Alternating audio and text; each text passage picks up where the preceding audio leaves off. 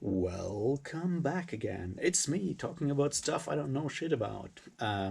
Slightly connected to Malazan. And today I want to talk about mythology and literature in a way. Because our high fist Ruth and Bud made a video on the brilliant use of mythology in Malazan. I'll link it below. Go go watch it. More important people have already watched it and commented, like Steven Erikson. And it got me thinking, and I guess there will be like two videos on this from me, and they're, slightly rambly as usual.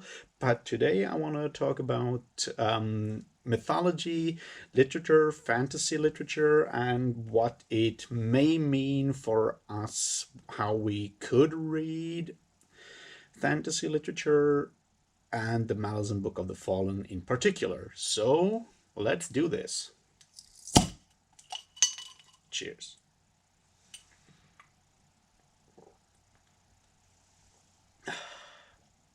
Also for Iskar Jarak, who has asked, this is a Mönchshof Pilsener from Franconia. It's a regular beer. It's not super rare, not super good, not super bad.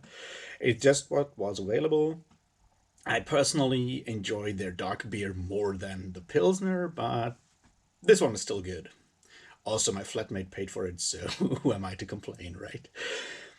Okay, mythology is the topic of today, not beer.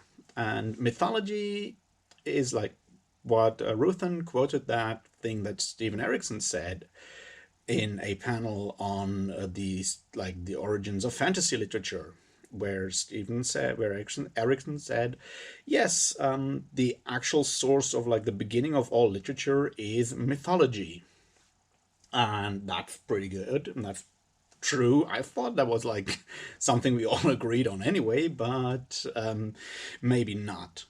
So let's go back and look at what that means if we say that mythology is the first kind of literature and then turns into like other writings, fiction, mostly fiction is what we're talking about here, is the beginning of fiction, and fantasy and science fiction is just one form of fiction at this point. What does that mean?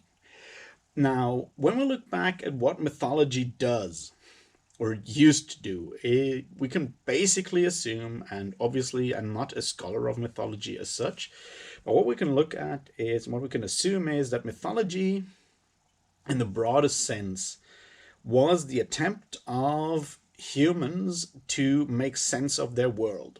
It's like, that's why we have like gods, that's why we have legends, all kinds of legends that explain specific parts of how the world works. You can look at the myth of Persephone and how it connects to the cycle of the year, about winter and summer. You know the story when she is kidnapped by Hades and taken into the underworld, and then her mother is mourning, and that's how we get winter, because that's like how mythology works. It explains parts of our universe that we have no, or used to have no better explanation for. That's the beginning of it, but it goes beyond that, obviously, when you look at the epic tradition that has, like, on the other hand, like, for example, the story of Gilgamesh, the massive, like, Mesopotamian epos, that is also a really good story if you want to read it. I highly recommend that. It also deals with those big questions of mortality. It, like so many other books from that time, has a big flood story in there that we also find in Greek mythology, that we also find in the Old Testament. As I said, mythology as such explains parts of our universe, of our world, but it also begins answering more burning questions of, what does it mean to be human? How should we as humans live? Now, that's something that later on religion answered. But for example, ancient, like Greco-Roman religion had very little in the area of moral philosophy in it. Something that we definitely find in like the Christian, Judeo-Christian tradition, where we have like the Ten Commandments that give us pretty rough outlines of how to live our lives. You don't have that in Greco-Roman religion, and that's probably going to be in part two of like the next mythology video, is like on like parallels between Greco-Roman religion and religion slash mythology, gods and stuff in Malazan. But today I want to talk about mythology and literature. So let's go back.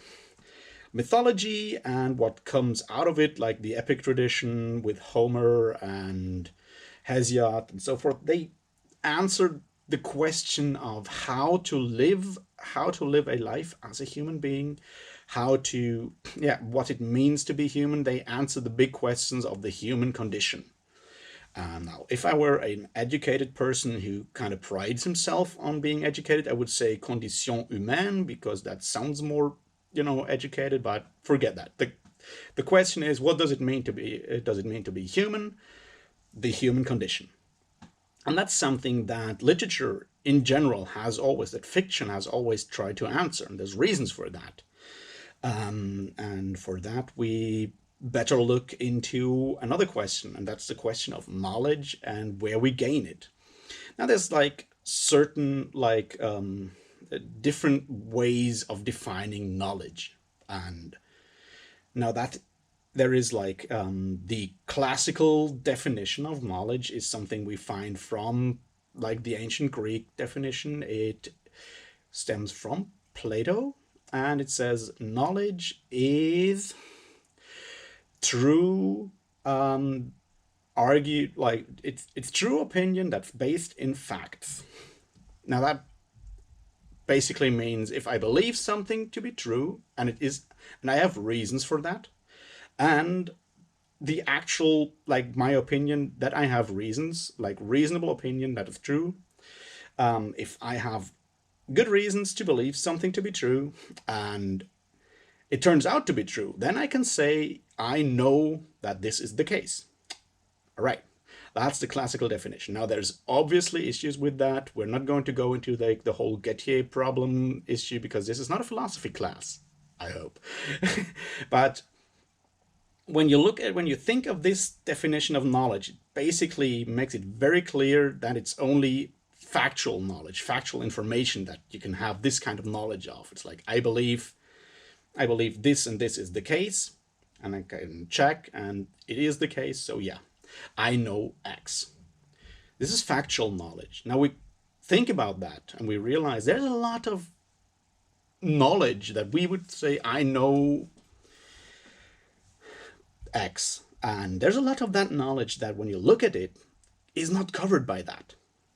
So what this kind of knowledge answer is basically means it answers the question of knowing what is. But the next big part of knowledge that we also have is the knowing how. Skills that are trained, how to tell jokes, how to go fishing. Those skills are also knowledge. Like, there's highly theoretical knowledge that cannot be, turned into one like fact that you have an opinion on that is based in reason. That doesn't work. It's like trying to tell a good joke is something you learn by practice. That's a different kind of knowledge, but it's still knowledge. And that's something that you find it's actually fairly recent that people decided to actually call this knowledge. It's from the 1950s mostly by a guy called Gilbert Ryle.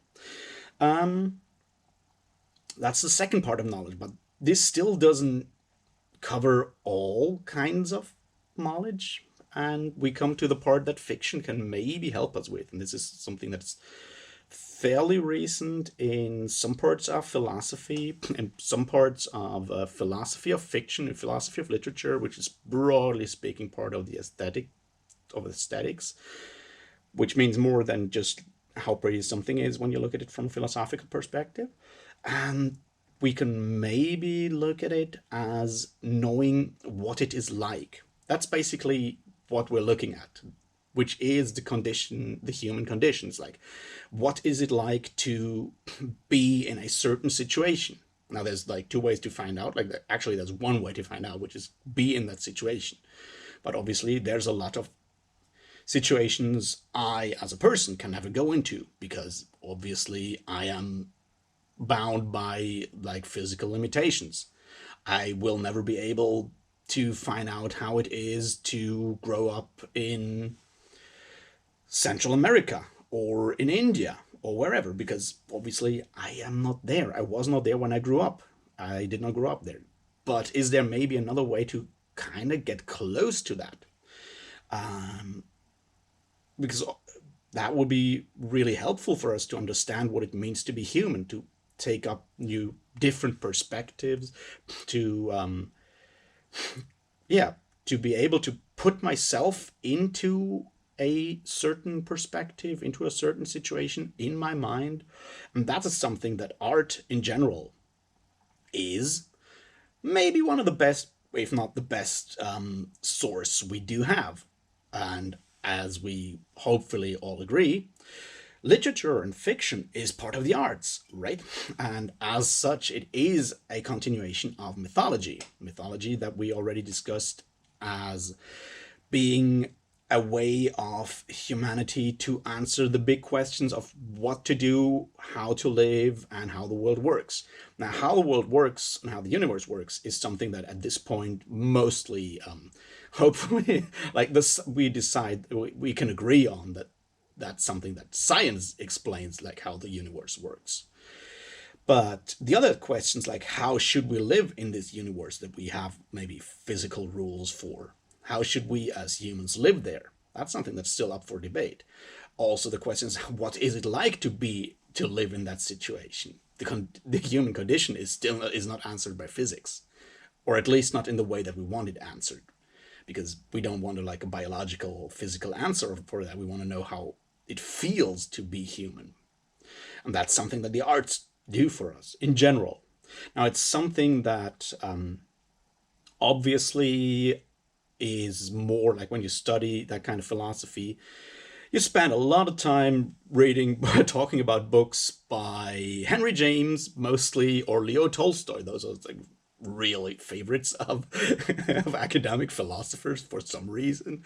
And in general, like this kind of serious literature is what is usually cited as examples of being able to represent the human condition, help you to take up different perspectives on human life, and maybe help you get closer to that question what it means to be human. Does, however, fantasy literature do the same? Well, in theory, it definitely can do. That's one of the things that like every kind of literature does, and definitely up to a certain point, every literature does. The question is, how much new knowledge do I gain from reading a certain book? And there, obviously, that's obviously the point where we come to like realize really soon that this depends on my own perspective. Obviously, to start with, a book about a relatively well-off academic growing up academic with like very few drives in life in a Western civilization like Germany would have like very few new insights for me, obviously, whereas it might be full of new insights to someone who grew up as a person with like a less privileged background in a different continent, obviously. But the question also, the depending on how the writing style is, what the kind of story it tells, how it tells stories, a book can like have more insights or less insights, obviously. So, does fantasy literature help us answer those big questions of who we are and how we should live life?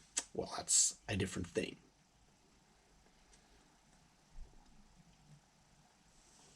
So, and here we come back to that mythology thing.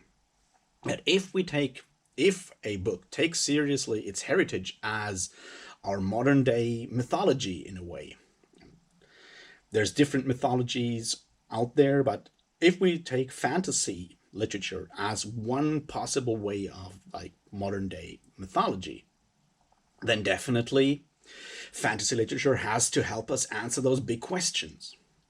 And I would argue that the Malazan world and the Malazan Book of the Fallen in particular, with its big topics like, as people like Iskar Jarek has pointed out, Ruthen Bud has pointed out, others have pointed out, it's a theme driven book, not a character or plot driven book. So themes are already in the forefront of what Malazan Book of the Fallen is all about. So it may have a leg up on more plot driven books. Character driven books are maybe a different thing, but more plot driven stories, because it already deals front and center with questions of what does it mean to be a person, to be an individual in the face of overwhelming power, in the face of all this cruelty in the world. It tries to answer or give possible answers to that question. The big question, the big answer in the Malazan Book of the Fallen is empathy and compassion as the answer of the human. Human is really broadly used here, but as the answer of the individual in the face of this uncaring, cruel universe. And that is something that definitely you can find if you look back. That's also a possible answer you can find in other stories, obviously, not only in fantasy literature, also in mythology. And when I say mythology, I obviously mean it really broadly and would count stuff like the Judeo-Christian Old Testament, at least New Testament as well, into this as a mythology as well. The answer, empathy and compassion, is one that we find again and again. And maybe Malazan, as a book by someone who is aware of the heritage of fiction as mythology, like Steven Erikson obviously is, can then maybe put those uses or those things that mythology is strong at, can put those more forcefully into play in their works. And this is probably something that, once you have read the Malazan Book of the Fallen, can touch you in a way that, like, the great mythologies also still today do, and that a lot of like other books that maybe don't put those big questions and this much, new knowledge that we can gain through them, like personal how can I say, personal knowledge in their insight, that don't give us that much personal insight and knowledge, that they maybe don't touch us that deeply or springboard that many discussions in a way. So I would argue that, to bring this rambling to an end, I would argue that Steven Erikson's awareness of fiction as a continuation of mythology and fantasy literature as one branch of the whole fictional tradition, as being aware of this mythological heritage, is then able to put the things that made mythology over the centuries, over the millennia, so powerful, to try and answer the questions, the big driving questions of what is the human condition, how should we live our life in the face of the universe, is able to put those big questions front and center in his narrative, and thus touch the reader of the Malazan Book of the Fallen in a way that more plot-driven, mostly more plot-driven stories are not able to. They entertain us a lot, obviously. I mean, don't get me wrong, I read a lot of stuff that's just purely for entertainment, and it sometimes makes me think, but not to that extent. I would argue that being aware as a writer of the mythological tradition and mythological heritage of modern day fiction makes Malazan more powerful as a story, more powerful as a book than some others do. That's basically what I was trying to say, and I hope it wasn't too rambly. I'll leave you with that, and I'll talk more in a coming video on more Greco-Roman, because that's the kind of stuff I know: Greco-Roman polytheism and parallels to the Malazan world of the Fallen. Until then, go watch Ruth and Bud's video, and see you soon. Cheers.